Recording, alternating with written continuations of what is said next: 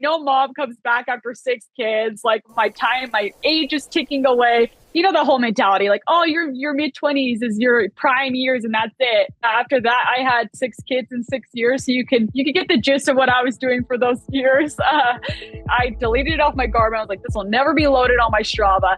Nobody's gonna know I went for this run. I definitely want to OTQ one day. I feel like that can be on my radar if I continue to progress how I am. So what does your coach say as far as 2028 in LA? How does that conversation go? Yeah, I mean, he puts it out there. It's hard for me because I'm like, I'll just be happy to be at the trials. Like, you know, the Olympics is another story, but just to even be at the trials would be a really cool experience. But again, he's always like, you know, dream big, you know, year after year. Why not you? Why can't it be you? If you're consistent, you're disciplined, and your passion and your drive is there, why can't it be you? All right. Now it's Shana. I said Shana. Shana in Yiddish, as you know, because their name is Shana, it means pretty. And did you know that? I did, but I'll take it. You didn't know that? Okay, yeah. My grandmother, no, my last name's Stein. Surprise. So she'd say, Shana punam zisa klena, which means such a pretty face on this child. So Shana, now you know, Shana means pretty. And Beshert, Beshert, do you have your Beshert? I think means something like family in Yiddish. So who knows? You have their connections. Now, what's Beshert? What does Beshert mean? Do you know? I have no idea. Okay. I digressed a little bit in the beginning of this. Let's have some fun. Let's talk about your origin story. What, you know, you have 6 kids in 6 years. You were a competitive runner, and now you're making a comeback. It's a very exciting story. I love the dynamics of this story. Let's go back to the beginning. Tell us where you're from. Tell us a little about yourself. Yeah. So I grew up originally in California, Southern California. I mean, you can't complain about that weather, right? I'm from there. I'm in Texas now. I'm in Texas now. Where in California did you grow up? Nice. So like Oceanside area, if you're familiar with that. Yeah.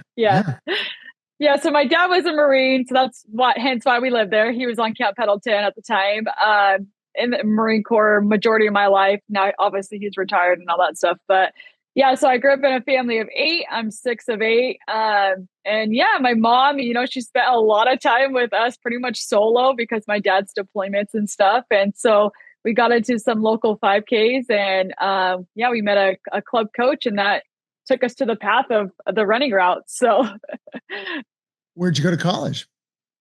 I actually didn't go to college. Neither did I. I assumed you did. Yeah. So you did competitive running. Where did that happen? Yeah. So I did a lot of club running. I traveled all over the US, like USATF, Junior Olympics, did all that stuff up until about the age of 14. Yeah, so this club took off pretty quick. They're like nationally ranked all the years that I ran with them. And then in high school, I wasn't the best, but I was a competitive person up there on that list. So okay, so you're competing and running, and then an inciting incident happens. You get deviated a little bit. Tell us about that journey. Yeah. So, college running was always my goal, my plan. I actually went on some recruiting trips for D1 schools, and it was a no brainer for me. Like, of course, it's going to run collegiate. But yeah, on the spiritual side, you know, I felt like it just wasn't meant for me for whatever reason. Like that's unsettling feeling. And so I put trust in that, and that was a little scary. I had a lot of people that were like, what are you doing with your life? But, you know, I just trusted the process, and I took a different route. I ended up serving like a church mission for about 18 months. And then my husband and I got married shortly after when I came back. He was waiting for that for a while. We knew each other beforehand. But so we came back, and then I actually attempted again to try to go collegiate running again. And I found out I got pregnant with my first kid. So yeah, it was never meant to be part of my story, and that's okay. I accept that at this point. But yeah, after that, I had 6 kids in 6 years, so you can get the gist of what I was doing for those years. And so yeah, I didn't really like get into like running very seriously because I was just trying to like survive motherhood at that point. So right. So Now where were you living at this when you had your first kid? Were you up in Utah? Where were you at? Yeah, yeah. My husband's from Utah, so that's what brought us back to Utah. I mean, we've lived all over in North Carolina, back to California, back every part of Utah you can think of. But yeah, we were in Utah at that time. Okay, and we're in missionary work you were doing? I was in where was it? Vancouver, Washington, and like into like Oregon is where I was like doing missionary work. Okay. So you go to Utah, you start having kids. Now, in between, God, it's such a succession. Um, was that the plan? What was your plan? And then also, were you able to do anything physical during that time? Because this is like a dynamic. This way, because later on when you start running in 2022, I want to know about what an interesting data set that is. What an A/B test of like your physicality. So like, giving birth once can, really do dynamics to your body. So let's talk about that time. What was the plan? Take us through that journey. Yeah, yeah. So yeah, like I said, I tried to attempt collegiate running and then that door was closed pretty quick when I found out I was pregnant. I was like, there's no way. And then I got pregnant with my second, like 4 months after I had my first, which was not planned. And yeah, I was just like, man, I am really just not meant to run at a high level. And so, but yeah, I did a lot of like strength training. Like I got into strength training. I mean, at the time, I don't know if you guys have heard of like P90X, like that I crazy do it. stuff. Yeah, I've yeah, done it. Every Saturday. Because I did the whole thing when I first got it. One of my friends, his name's Wesley Idol. He yeah. designed the Kempo version. But Oh, every so Saturday cool. I still do core as Yeah. far as that old program. I just don't want to give that one Yeah. up. But yes, I'm familiar with it. It's a great one. My husband had like all the CDs for it back at that time, the CDs. Right. And I was like, I'll give this a shot. And I'm like a runner, right? Runner mentality. I'm like, who needs like the weights? Like I was old school, like body weight, don't do weights. And then I realized how much it kicked my butt. I was like, dang, why have I not been doing this like all these Mm. years? And so I fell in love with it. Like I found like a whole different side of me of like an athlete through strength training. And it was a great like moment for me because I could do like 30 minutes of this workout and like be sweating and getting a good workout in and still be able to take care of my little babies. Right. Mm. And so it's just like best of both worlds. And I occasionally ran, like, I don't want to come off saying like I never did a single run since, for those past 11 years. But I did run occasionally. It just wasn't like at a competitive level. Like I wasn't training or any strict regimen. It was like, okay, I'm going to go do 5 miles on the treadmill at the gym. And that was pretty much the gist of that. So, Let me ask you this because this is a valuable information to somebody listening. It's like, how deep into the pregnancy were you training, doing P90X, doing, exercising, before, during, and after? What did that dynamic look like? Because a lot of people, think that you can't train, but you can up to a certain point. So what would that look like for you? yeah, I mean, I think every pregnancy is different, and I think that's important to know, like to never compare them, especially. I mean, my first three, I could pretty much strength train and run when and where I wanted to, and not really feel any issue with that. Whereas with my twins, I had to stop at 20 weeks because I was like considered full term with one Wow. baby at that point. So I had like preterm pre-labor contractions and things like that. So I did stop any sort of running. And then my weights were pretty minimal. It was like 20-minute workouts 3 or 4 times a week. Yeah, my goal was just to keep those babies in as long as possible.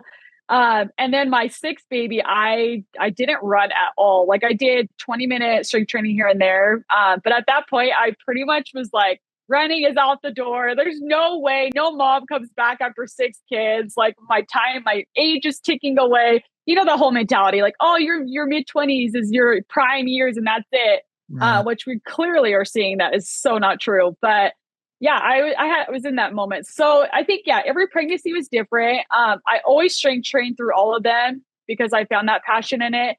But my running was definitely drastically different through each one. Well, I was going to bring this up later, but as we speak, and I know you've been following this, the female cyclist that just won gold medal, United States. She just started she just started cycling when she was in her 20s, and now So she's early crazy. 30s, and she just won the gold. Have you been watching that? I'm sure you probably know Yes. more about it than I do. No, it's been so inspiring to see all these women. Like, there's so many incredible athletes this year that are just like, yeah, they're coming out of the woodworks like that, like total underdogs. So, so you have your sixth kid. When was your sixth child? When was he born? She or he born? Yeah. She was born February 2022. Oh, you got right. And yeah, you said that's it. Now, what was the inciting incident after that? Did you say to yourself, you know what? Well, first of all, is that it? Is there more? Or what's your plan? No, okay. But then Yeah. what was the plan or what was the thinking? I was like, look, I'm definitely now gonna just start this up again and this is what it's gonna look like. And what tell us about that. Yeah, yeah. So we moved to St. George, which anybody that's been to Southern Utah or St. George, it's like the San Diego of Utah. Like, it's just very touristy, tons of in and out of traffic. People are very active here because of the weather. You don't really get snow here. And so the weather is pretty nice for the most part. And then like this time of the year, it's like 100+ degrees. But yeah, it's a very, very active area. And so it's pretty easy to get out there and like want to move your body because everybody's doing it out here. Hmm. And so yeah, when we moved out here, I had zero desire to get into running. I never thought I would get a coach. I didn't even know what that was. And so my husband was actually the one that pushed me on the door. Like, we had where we were living at the time, there was a group of neighborhood moms. And when I say neighborhood moms, like, they were like marathoners. Like, they were running like 8:30 pace and below. Like, they're not slow people. Like, they were fast, and it was intimidating. Especially me coming off of no running for the last 15, 16 months. And so I was like, my husband was like, just go meet with them. You'll be fine. I'm like, there is no way I can hang with these people right now. And so I did a little trial run, before I test the water, and I like went out for an hour and back, mile out, mile back. And I was dying. Like, I seriously can't even express, like, I deleted it off my Garmin. I was like, this will never be loaded on my Strava. Nobody's going to know I went for this run. And yeah, I was just out of shape. And so that was like the moment where I feel like I was just like, I gotta do something for my health. Like, it wasn't even goal times or anything. I was like, I just need my cardio back. Like, this is so sad. And so yeah, I just slowly started like adding that in. At this point, I was already strength training. So I had that back in. I was gaining a lot of weight. So I started strength training, lost a lot of weight. And then I got back into some running. And then, yeah, a local coach was just like, I heard of a local coach here, and I was like, okay, I'm going to try this out. So, and then here we are. So, So where are you at today? What's happening with your life in this quest? yeah, yeah. So I hopped on with a different coach not long after that. Just I needed a different type of training, something that was less like college level running, more intuitive, and something I can hold for the long term with this body that's constantly changing. And yeah, I hopped on this coach, and he's more in the elite field. His wife's an elite runner. She's a 2:29 marathoner, and she went from a new runner to a 2:29 marathoner. So she caught my attention on Instagram, and I was like, who is this woman and how did she get there? And she talked a lot about this heart rate based training. And I was like, okay, let's give this a go. I mean, what do we got to lose? I'm at the worst shape of my life still. So I hopped on with him, and he just opened my eyes to so much perspective and even like dreams and visions, things that I've always felt like I was capable of, but was afraid to say it at that point in my life because of how much time had passed and the route that my life took me. And so, yeah, it's that common saying, who you surround yourself with matters, right? And I feel like it was accumulation of that, and my coach and my husband that was just constantly like, hey, what if there's more out there? And so, yeah, I started getting a little bit more serious about my training, and we are just slowly plucking away at times and very hopeful. So What's the long-term play here? Where do you see this going? I mean, what do you have planned for yourself? it's like scary to say this over where people will listen to you, but I definitely want to OTQ one day. I feel like that can be on my radar if I continue to progress how I am. What's OTQ? Olympic trial qualifier. Ah, yeah. Okay. The Olympics. Okay. So that's cool. So, like, let's talk about that process. I'm not familiar with it. What does that look like? Yeah, yeah. So if I were to go, it'd probably be for the marathon at this point. I mean, unless they change the standards, it's a 2:37 marathon you have to run. I'm at a 2:44 right now. So I mean, we have a few years until we get to that point where we have to kind of stress 2027 is when it'll matter. So but yeah, I mean, right now it's just working on all angles of my fitness right now. We're working on like my threshold pace to lower that so that it lowers everything else. And just building up my aerobic foundation because that's been kind of lacking after the 11 years of off and on running. But yeah, so my next goal is to run. Well, I probably shouldn't say the race because I haven't been announced yet. Whatever, I'll just say it. So my next race is around CIM again. I'll come back for another attempt at that, and I'm hoping for a 240 there. And then hopefully the following year we can get into that 230s eventually. So Yeah. So, I mean, all full cylinders are going to have to be working and diet and exercise and the science of everything. And but you look really healthy and you have the drive, you know. It'd be interesting. You go back to, you know, the LA area where the LA Olympics are and so, you know, yes. I remember I'm older than you, so I remember the 1984 Olympics. I was 17, you know, with Mary Lou Retton. You know, I live in That's so Texas now, cool. but I mean, I'll go back to LA and visit when they do the Olympics there, you know, and this is like that. This has to be so super driving you, motivating. And so, what does your coach say as far as 2028 and LA? And do you guys talk? And what do you what do you guys talk about when you know? How does that conversation go? Yeah, yeah. I mean, he puts it out there. It's hard for me because I'm like, I'll just be happy to be at the trials. Like, yeah, the Olympics is another story, but just to even be at the trials would be a really cool experience. But again, he's always like, dream big, year after year. Why not you? Why can't it be you? If you're consistent, your discipline and your passion and your drive is there, why can't it be you? But yeah, I'm not sure how I perceive that future yet. I think that's something I'm going to have to start taking into consideration more and more as I get closer to that. But right now, I mean, the marathon distance is something I just picked it up a year ago. And I ran my first marathon just last year. And so it's kind of crazy to see like just how quick things have progressed. And I'm trying to like catch on to that right now. Yeah, well, I'm not. I don't put. The human spirit is very dynamic, you know. And the thing is that you anything can happen. So you know, and look what's happening right now. You know, with Yeah. what we just talked about with who just got in the Olympics. So you know, if your drive is there and you're very consistent and your body type takes to the training and everything the right way, who's to say that that can't happen? Um, you know, what are some of the dynamics of where you need to be? How often do you need to train? And have you gone into the science of this and all of those things that you're going to need to do to try to get there?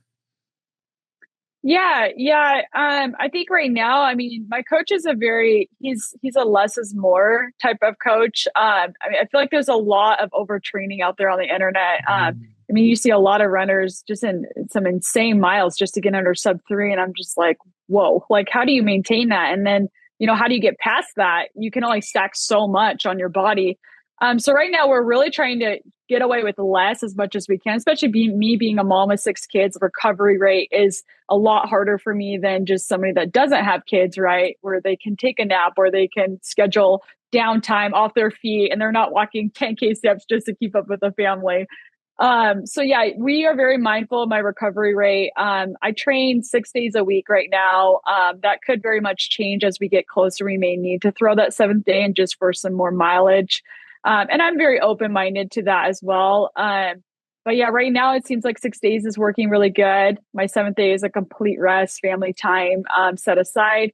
And then my mileage it's still pretty low for my goals or what I see other people do at the same shooting for the same time. So I stay pretty much under 70 miles. I don't go beyond that. Maybe 1 or 2 weeks out of my training, I go up to 70, 75.